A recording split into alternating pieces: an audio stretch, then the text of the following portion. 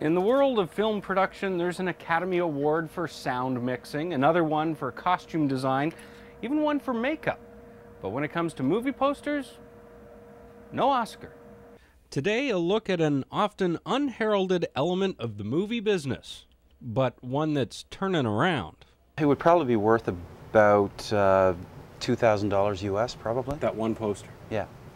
That's the trailer. Get ready, the movie's coming up later.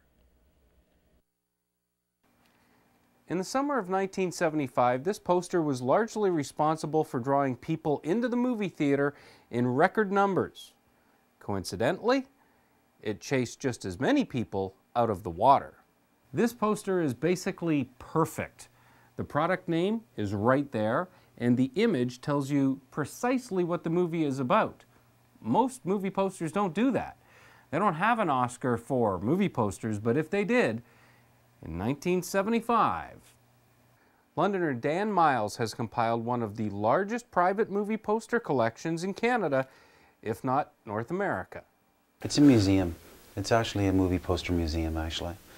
Occupying virtually every available wall space in his house is an original vintage movie poster.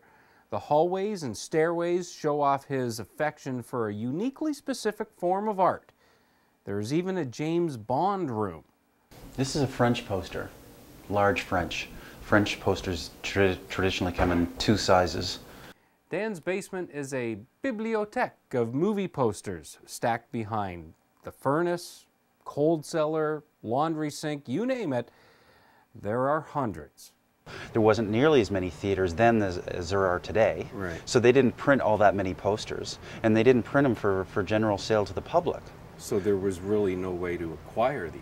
Well, the only way you could acquire them was if you were a theater owner. On the bottom of every poster, up to about the mid-'80s, it's written in small print, property of the National Film Services, National Screen Services, and either return it or destroy it immediately after display. The vast majority of them were returned to the National Screen Service. And there was a National Screen Service office in Toronto, and there was one in Calgary. They print posters today, movie posters today, to sell to the general public, whereas back in the 80s and before then, they printed posters just for theaters, just for display in theaters. So consequently, there's not a whole lot. That's why they're quite rare. And with the advent of eBay and the internet, you know, the market now is the entire world. You know, when I started collecting back in the early 90s, you know, you had to go to shows. You had to buy, you know, movie poster books where people would advertise that they're selling them for sale. Now, you know, you go on eBay, and I'm often buying posters from France, from Japan, from all across the United States and North America. Bonnie and Clyde. Bonnie and Clyde. Do you have certain themes when you're collecting? I know you've got a pretty eclectic group of posters, but is there an overriding theme at all? Well, you know, I mean, you collect what you like.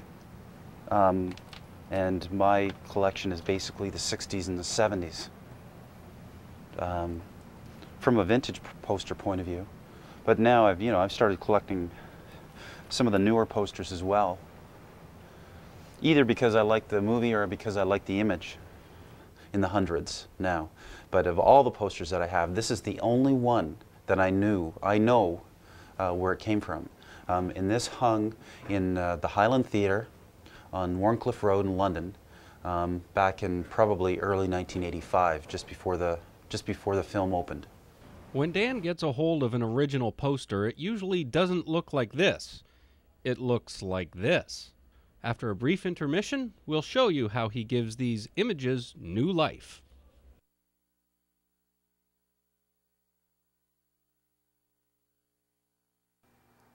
Londoner Dan Miles has seen Butch Cassidy and the Sundance Kid almost every single day for the past 12 years. That's more than 4,000 times. He sees it every day that he gets out of his own bed.